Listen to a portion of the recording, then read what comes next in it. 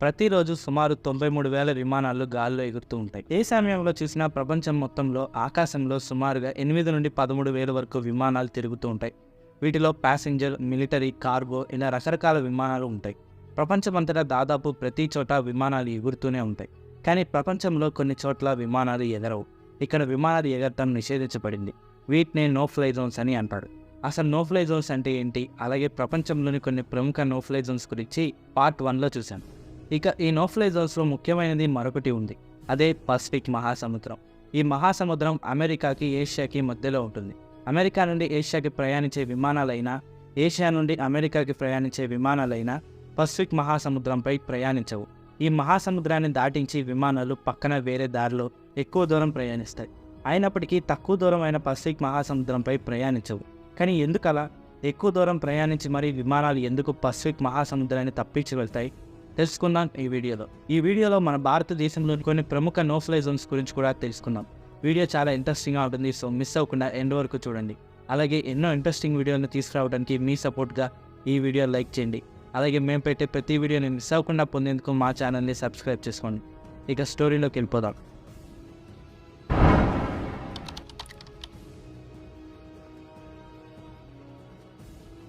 Pacific ocean. నిజానికి Pacific ocean ఒక no fly zone కాదు. అయినప్పటికీ పసిఫిక్ మహాసముద్రంపై విమానాలు ఎగరవు. అమెరికా నుండి ఏషియా వైపుకి వెళ్లే విమానాలు పసిఫిక్ మహాసముద్రం మీదుగా కాకుండా పక్క నుండి ఒక కర్వ్డ్ పాత్లో ట్రావెల్ చేస్తాయి. విమానయాన సంస్థలు కూడా పసిఫిక్ మహాసముద్రంపై విమానాలు నడపవు. అలా చేయకుండా ఎక్కువ దూరం విమానాలను నడుపుతాయి విమానయాన సంస్థలు.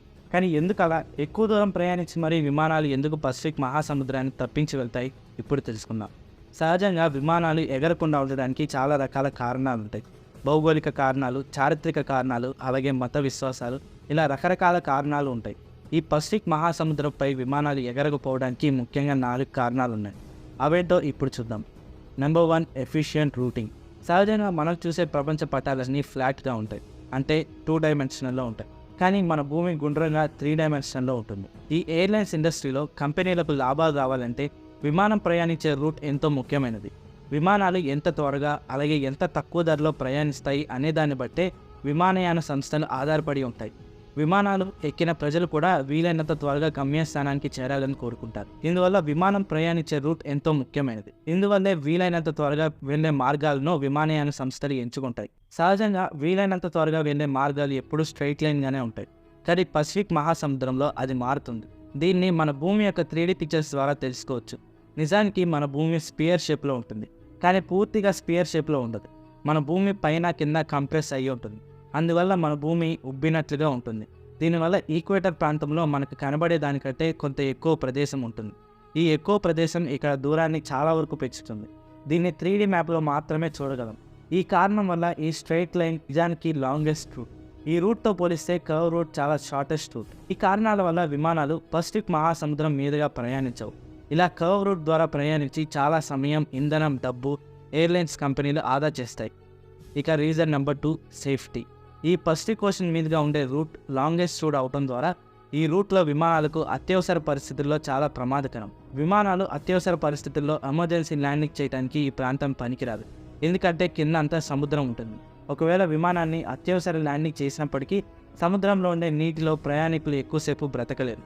మహాసముద్రం మధ్యలో రెస్క్యూ ఆపరేషన్స్ చేయడం కూడా చాలా కష్టం. ఇందువల్ల ఈ ప్రాంతంలో అత్యవసర ల్యాండింగ్ జరిగినప్పటికీ ప్రయాణికులను రక్షించే అవకాశమే ఉండదు. సహజంగా విమాన పైలట్లు విమానాన్ని ఎక్కువ విమానాశ్రయాలు ఉన్న దారిలో తీసుకువెళ్ళడానికి చూస్తారు. ఇంజన్ ఫెయిల్యూర్, ఫ్యూయల్ లీకేజ్ లేదా ఇతర సాంకేతిక సమస్యలు తలెత్తినప్పుడు దగ్గరలో ఉన్న విమానాశ్రయాల్లో ల్యాండ్ చేయడానికి పైలట్లు చూస్తారు. విమానాశ్రయాల్లో ఎలాంటి సహాయక చర్యలైనా సిద్ధంగా ఉంటాయి. ఇందువల్లే సముద్రంలో ప్రయాణించడం కంటే భూమి మీద ప్రయాణించడం చాలా సురక్షితమైనది. ఈ కారణం వల్ల కూడా విమానాలు పసిఫిక్ మహాసముద్రంపై ఎగరవు. ఇక reason number 3, changes in weather. మహాసముద్రంలో వాతావరణం నిమిషానికి మారిపోతూ ఉంటుంది. విమాన పైలట్లు సముద్రంపై తక్కువసేపు ఉండేలా చూసుకుంటారు. సముద్రంలో ఎప్పుడూ తుఫాన్లు, గాలులు ఏర్పడుతూ ఉంటాయి. వీటి వల్ల విమానాలకు చాలా ప్రమాదం ఉంది. ఈ తుఫాన్లో చిక్కుకుంటే విమానాలు క్రాష్ అయిపోయే ప్రమాదం ఉంది. అమెరికా నుండి ఆసియా వెళ్లే విమానాలు ఎక్కువ శాతం కెనడా, అలాగే అలాస్కా మీదుగా ప్రయాణిస్తాయి. ఎందుకంటే ఈ ప్రాంతంలో విమానాలకు వాతావరణం అనుకూలంగా ఉంటుంది. ఈ కారణాల వల్ల కూడా విమానాలు పసిఫిక్ మహాసముద్రంపై ప్రయాణించవు. ఇక చివరి కారణం జెట్ స్ట్రీమ్స్. మన భూమిపై ఉండే గాలి ప్రవాహాలను జెట్ స్ట్రీమ్స్ అని అంటారు. ఈ జెట్ స్ట్రీమ్స్ భూమి ఉపరితలానికి కొన్ని కిలోమీటర్ల ఎత్తులో ఏర్పడతాయి. ఈ గాలి ప్రవాహాలు ఏర్పడే ఎత్తులోనే విమానాలు కూడా ప్రయాణిస్తూ ఉంటాయి. ఇందువల్ల ఇవి విమానం యొక్క వేగాన్ని, దిశను ప్రభావితం చేస్తాయి. పసిఫిక్ మహాసముద్రంపై ఈ గాలి ప్రవాహాలు పశ్చిమ నుండి తూర్పు దిశకు ప్రయాణిస్తూ ఉంటాయి. ఇందువల్ల తూర్పు నుండి పశ్చిమ వైపుకు వెళ్లే విమానాలు ఈ గాలులను ఎదుర్కొంటాయి. దీనివల్ల విమానం వేగం తగ్గిపోతుంది, అలాగే విమానం ప్రయాణించే దిశ మారిపోతుంది. ఈ గాలి ప్రవాహాలు చాలా తీవ్రంగా ఉంటాయి. వీటికి ఎదురుగా వెళ్ళడం వల్ల ఇంధనం కూడా చాలా వృధా అవుతుంది. ఈ గాలుల తీవ్రత వల్ల విమానం ధ్వంసమయ్యే ప్రమాదం కూడా ఉంది. ఇక ఈ కారణం వల్ల కూడా విమానాలు పసిఫిక్ మహాసముద్రంపై ప్రయాణించవు. కానీ నిజానికి అన్ని విమానాలు ఇలా చేయవు. కేవలం అమెరికా నుండి ఏషియాకి ప్రయాణించే విమానాలు, అలాగే ఏషియా నుండి అమెరికాకి ప్రయాణించే విమానాలు మాత్రమే ఇలా ప్రయాణిస్తాయి. అమెరికా నుండి ఆస్ట్రేలియా వెళ్ళే విమానాలన్నీ పసిఫిక్ మహాసముద్రం మీదుగానే ప్రయాణించాలి. ఇక ఇప్పుడు మన భారతదేశంలోని కొన్ని ప్రముఖ నో ఫ్లై జోన్స్ గురించి తెలుసుకుందాం. నెంబర్ 1, శ్రీహరికోట. శ్రీహరికోట మన భారతదేశంలో ఎంతో ముఖ్యమైన, అలాగే ప్రముఖమైన ప్రదేశం. ఎందుకంటే ఇక్కడ నుండే మన దేశంలో అంతరిక్ష ప్రయోగాలు జరుగుతూ ఉంటాయి. రాకెట్లు, శాటిలైట్లు ఇక్కడ నుండే లాంచ్ చేస్తూ ఉంటారు. ఈ శ్రీహరికోట మన ఆంధ్రప్రదేశ్ రాష్ట్రంలోని తిరుపతి జిల్లాలో ఉంది. ఈ శ్రీహరికోట ఒక ద్వీపంలాగా ఉంటుంది. బంగాళాఖాతం యొక్క తీరంలో శ్రీహరికోట ఉంటుంది. ఇక్కడ నుండి మన దేశానికి చెందిన ఎన్నో రాకెట్లు అంతరిక్షంలోకి దూసుకెళ్లాయి. ఈ ప్రదేశం ఒక ప్రముఖ నో ఫ్లై జోన్. ఈ ప్రదేశంలో రాకెట్ల ప్రయోగాలు జరుగుతూ ఉంటాయి. అందువల్ల విమానాలకు ఈ ప్రదేశం సురక్షితమైనది కాదు. అలాగే ఈ ప్రదేశం యొక్క భద్రత గురించి కూడా ఈ ప్రదేశాన్ని నో ఫ్లై జోన్గా విధించారు. నెంబర్ 2, తిరుమల. తిరుమల అంటే మన భారతదేశంలోనే తెలియని వారు ఎవరు ఉండరు. ఎందుకంటే ప్రపంచవ్యాప్తంగా ఎంతోమంది భక్తులు ఇక్కడికి ప్రతిరోజు వస్తూ ఉంటారు. ప్రతిరోజు సుమారు 75,000 మంది భక్తులు దర్శనం చేసుకుంటారు. తిరుమల కూడా మన ఆంధ్రప్రదేశ్ రాష్ట్రంలోనే, అలాగే చిత్తూరు జిల్లాలోనే ఉంది. తిరుమల మీదుగా కూడా విమానాలు ఎగరవు. ఈ ప్రదేశం ఎంతో పవిత్రమైన స్థలం. అందుకే మత విశ్వాసాల కారణంగా ఈ ప్రదేశంపై విమానాలు ఎగరవు. ప్రతిరోజు వచ్చే భక్తుల యొక్క భద్రత కోసం కూడా ఈ ప్రాంతంలో విమానాలు ఎగరవు. Number 3, tower of silence. ఈ ప్రదేశం ముంబై నగరంలో ఉంది. ఇది పార్సీ మతానికి చెందినది. పార్సీ మతంలో చనిపోయిన వారి యొక్క అంతిమ సంస్కారాలను ఇక్కడే నిర్వహిస్తారు. పార్సీ మతం వారికి ఇది ఎంతో పవిత్రమైన ప్రదేశం. వారి మనోభావాలు, విశ్వాసాలను గౌరవిస్తూ ఈ ప్రదేశాన్ని నో ఫ్లై జోన్గా ప్రకటించారు.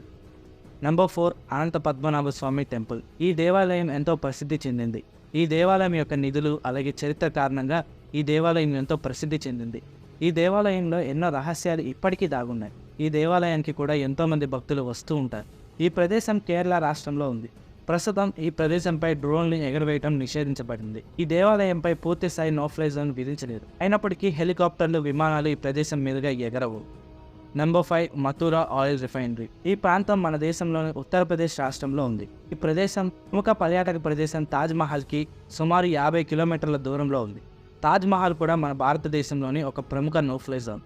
తాజ్మహల్తో పాటు ఈ మథురా ఆయిల్ రిఫైనరీ కూడా ఒక నో ఫ్లై జోన్గా ఉంది. ఈ oil refinery Indian oil corporation అనే కంపెనీకి చెందింది. ఇక్కడ ఈ కంపెనీ క్రూడ్ ఆయిల్ నుండి పెట్రోల్, అలాగే ఇతర పెట్రోలియం ప్రొడక్ట్స్ని రిఫైన్ చేస్తుంది. ఈ ప్రక్రియలో కొన్ని ప్రమాదక రసాయనాలను వాడతారు. ఈ పరిశ్రమ నుండి కొన్ని ప్రమాదకరమైన రసాయనాలు విడుదలవుతూ ఉంటాయి.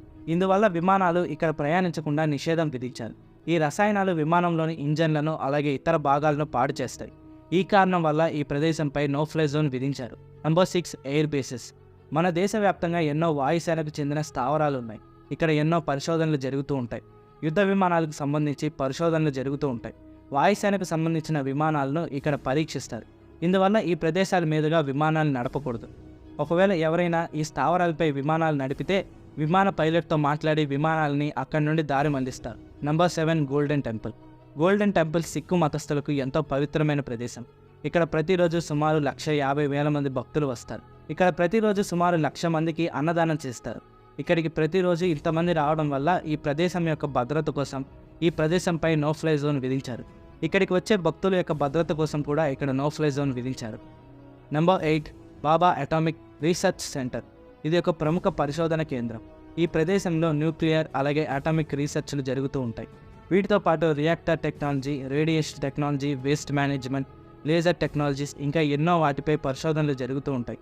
నిజానికి ఈ ప్రదేశం విమానాలకు అంత ప్రమాదకరమైన ప్రదేశం ఏమీ కాదు. కానీ ఈ ప్రదేశంలో భద్రతా కారణాల వల్ల ఇక్కడ నో ఫ్లై జోన్ విధించారు. ఈ ప్రదేశం ముంబై విమానాశ్రయానికి చాలా దగ్గరగా ఉంటుంది.